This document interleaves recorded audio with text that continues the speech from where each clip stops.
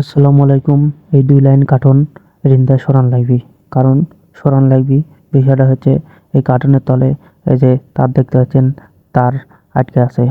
Main line এই তার আর হেরাতে পারছি না, গাড়িও চার্জ দিতে পারছি না। এই জন্য এগুলা কার্টুন সমস্ত হেঁটানো লাগবি। ভিডিওটি সম্পূর্ণ দেখুন।